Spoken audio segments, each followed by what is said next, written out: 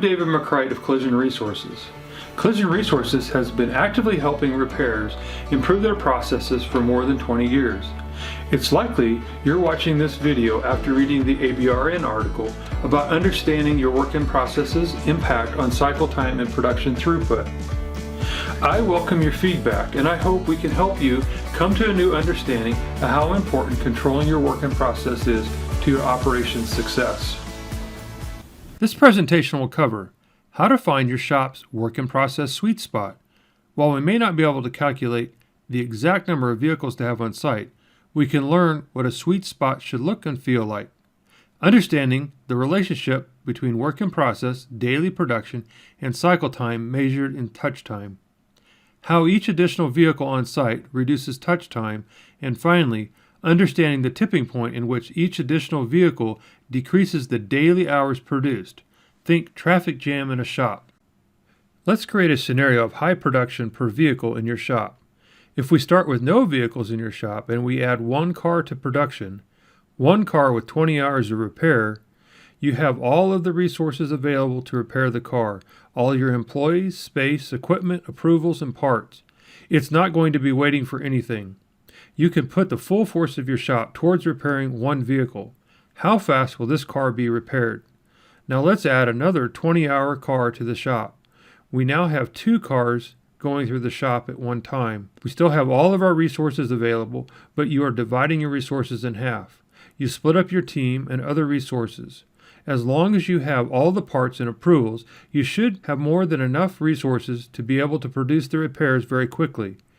Would you get nearly the same amount completed in one day on one car as you would with two cars? I would think it'd be very close. Now let's release 5 cars into the process at one time. Would that be enough to see the average repairs on a vehicle slow down? How about 10 vehicles in process? What about 20? Is there some point in adding one more vehicle to work in process that we'd actually see the total number of hours that a center can repair decrease? To explore this further, we'll set up a scenario where we graph the average daily production of a team of technicians. In this case, we'll use 9 employees working 8 hours per day at an efficiency rate of 150% to produce 108 hours of billable labor per day. So 108 hours would be the minimum work in process we'd want on site. At an average of 20 hours per vehicle, we'll need at least 6 vehicles in process. Stated another way, the first issue is getting enough active work in process so that the technicians are able to produce their individual capacity in hours for the day. Let's construct a graph and look at the left side of the curve. The y-axis shows the production capacity, and the x-axis shows the number of vehicles on site. Since we're using the average daily production in hours, we'll set a line at 108 hours of production. Some days the employees will produce more hours, some days they'll produce less. But on average, given a set number of work in process, we would expect them to produce 108 hours of production until they approach a traffic jam level of work in process. The number of vehicles you have in process determines how much production you'll complete. The first 5 cars increase the curve quickly, but operating at only 100 hours of work in process will not allow the shop to reach its average daily production of 108. Adding the next 12 cars takes us to a total of 17, labeled as point A. Because of delays, a repair center needs to exceed their daily production capacity by some amount of work in process. If the shop had 10 vehicles on site and 5 of them were stalled for whatever reason, then some of the technicians would not have anything to work on. Because of this fear, many repair centers overcompensate for poor processes by keeping more than 10 days of work in process on site. So for this shop, this would be more than 1,000 hours of work in process when they can only produce 108 hours per day. Think about this as work in process in terms of keys to keys or rental car days. This seems excessive, doesn't it? In a perfect world, if all 17 vehicles, 3 days of production, have complete repair plans and 100% of the parts have been received and mirror matched, those vehicles only need to wait for a technician to be available. The shop would easily be able to meet their daily production goal. In fact, as our graph shows, they may be able to increase their daily production beyond the 108 hours. As long as vehicles don't have beyond our control delays, like repair authorizations, You'll be able to get a lot done on those cars, given there are fewer vehicles on site, causing self-inflicted delays. Think driving through a major city at 5 a.m. in the morning. Not only do you have to have the minimum of 6 vehicles to repair, but because we don't operate in a perfect world, you'll need some extra inventory to create buffer points in the process. The idea is to have buffers in place to allow the process centers to have enough available work to pull from, so that there is always a vehicle for a technician to work on. So, at some point, you have enough cars on site that the curve begins to level off. You are starting to get less done per car, but you are still getting more total production done, but it is beginning to level off. In a lean environment, we often see repair centers produce above their average hours per day by reducing wastes associated with too much work in process, a cost associated with waiting, starting and stopping a process, and moving inventory into and out of a repair process. At the point labeled B, 41 vehicles, we have reached a point where we have too many cars on site. When you add one more vehicle and get no additional work completed. In fact, just like rush hour traffic, we see that the total number of hours being produced is decreasing.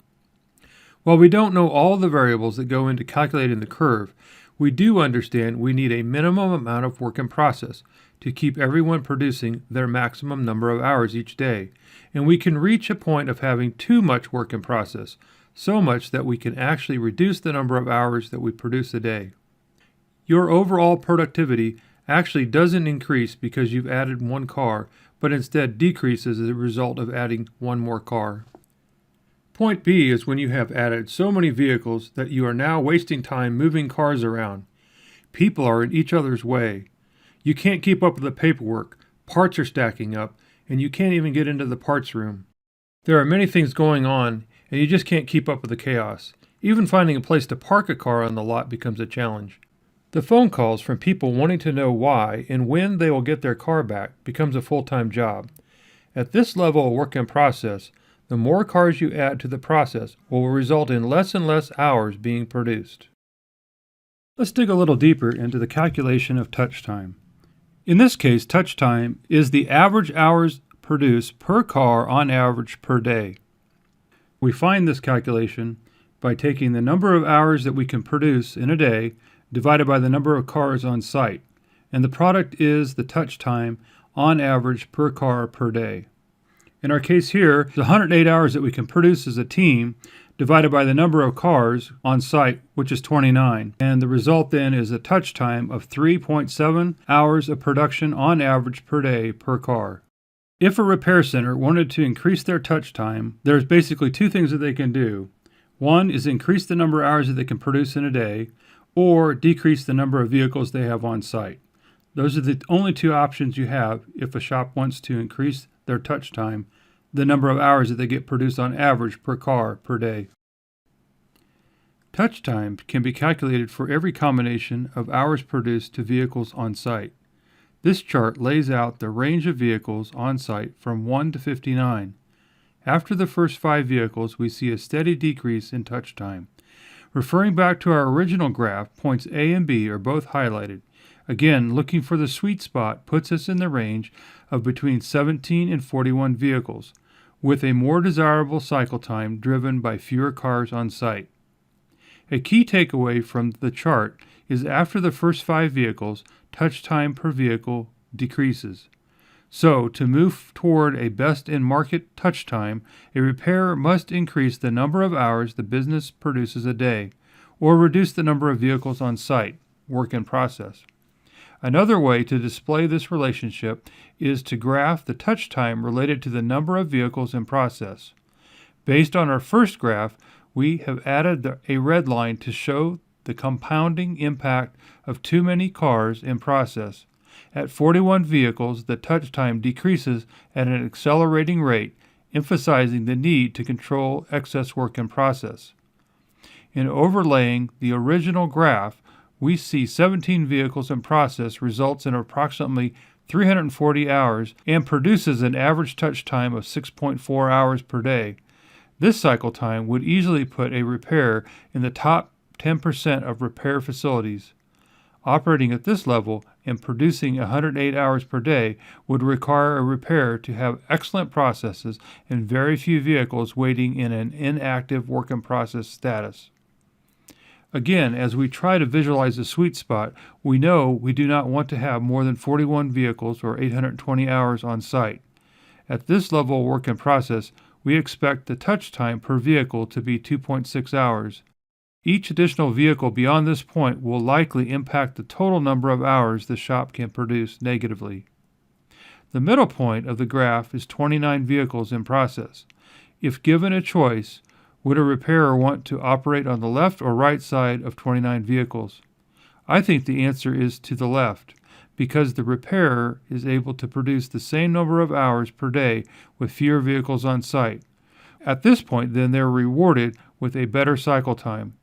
The graph shows moving just 2 cars right or left, resulting in a half-hour better cycle time, moving from 3.5 hours per day to 4 hours per day. Would this be worth the trade-off? Consolidating all the graphs into one and focusing on the sweet spot between 17 and 41 cars in process, we see the highest opportunity for the most hours to be produced at a work-in-process amount of 29 vehicles or 580 hours. The graph illustrates the number of hours produced in a day dropping below 108 hours. In the next chart, the top section correlates the number of hours on site to the car count and the number of days of work in process on site. The bottom group of numbers considers the impact of a repair center being able to operate above 108 hours of production.